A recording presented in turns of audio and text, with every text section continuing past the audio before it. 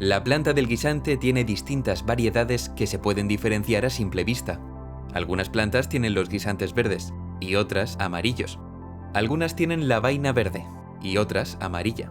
Algunas tienen flores blancas y otras moradas. Todas estas diferencias la convierten en una planta perfecta para estudiar cómo funciona la herencia genética. Si cruzas una planta de semillas verdes con otra de semillas amarillas, ¿de qué color son las semillas de la descendencia? Este tipo de preguntas son las que se propuso responder Gregor Mendel en un artículo de 1865, y para ello diseñó un experimento que sentó las bases de la genética. En primer lugar, seleccionó algunas líneas puras de la planta del guisante, es decir, aquellas plantas que, cuando se fecundan a sí mismas, producen una descendencia con las mismas características físicas que ellas. Por ejemplo, una planta con todos los guisantes verdes o con todos los guisantes amarillos. Una línea pura, sin mezclas. Para simbolizar el color de los guisantes usamos una letra, lo que se conoce como un alelo. Y lo más cómodo es pensar que cada planta hereda dos alelos, uno de la planta madre y otro de la planta padre. ¿Qué ocurre cuando cruzas dos líneas puras de colores distintos? Cada planta tiene que aportar un alelo a la descendencia, pero solo hay una combinación posible. La nueva planta recibirá un alelo de cada color.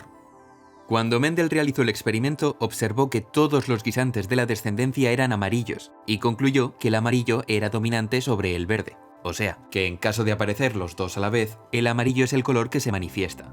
Y esto se conoce como primera ley de Mendel o ley de la uniformidad. En un cruce de líneas puras, todos los descendientes son iguales entre sí, tanto en el aspecto físico como en la combinación de alelos. Ahora bien, ¿qué ocurre si cruzamos dos plantas de esta nueva generación? No sabemos qué alelos se transmitirán a la descendencia, pero sabemos que hay 4 combinaciones posibles. Una de ellas dará lugar a una línea pura de guisantes amarillos. En 2 de ellas hay mezcla de alelos, pero el amarillo será el dominante. Y en el último caso, la descendencia es una línea pura de guisantes verdes. Si las 4 opciones fueran igual de probables, el 75% de las veces esperaríamos guisantes de color amarillo y el 25% guisantes de color verde. Y estos fueron los porcentajes que se encontró Mendel al hacer los experimentos, lo que le dio pie a formular su segunda ley. Los alelos asociados a un carácter tienen la misma probabilidad de transmitirse a la descendencia, y por lo tanto, todas las combinaciones de la tabla son igual de probables. Por último, Mendel estudió cómo se transmiten 2 caracteres distintos a la vez. En el caso del guisante existen alelos asociados al color de la semilla, y a la vez existen alelos que codifican la forma de la semilla. Una planta cualquiera tiene los 2 alelos asociados al color y los 2 alelos asociados a la forma. Y en este ejemplo concreto, el amarillo domina sobre el verde y la superficie lisa domina frente a la rugosa, o sea, que es un guisante amarillo y liso. ¿Qué ocurre cuando cruzamos 2 plantas con estas características?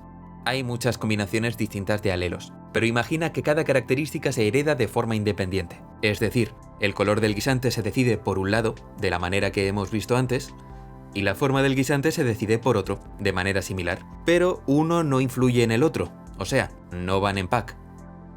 Existen unas 16 maneras distintas de juntar todas estas combinaciones, lo que puede asustar a primera vista. Pero si lo traducimos a guisantes, veremos que hay guisantes amarillos y lisos, amarillos y rugosos, verdes y lisos, y de vez en cuando verdes y rugosos. Y lo más interesante, los mismos porcentajes que predice la tabla son los que aparecen en los experimentos de Mendel. Con esto podemos enunciar la tercera ley. Los rasgos diferentes se heredan de forma independiente, no van en pack, no se afectan los unos a los otros. Estas son las 3 leyes de Mendel, las 3 reglas básicas que nos enseñan cómo se transmiten ciertos rasgos de una generación a la siguiente. Por supuesto, hoy la genética ha avanzado mucho y sabemos que las leyes a veces tienen excepciones en casos bastante concretos, pero suponen un punto de partida fundamental en la historia de la genética.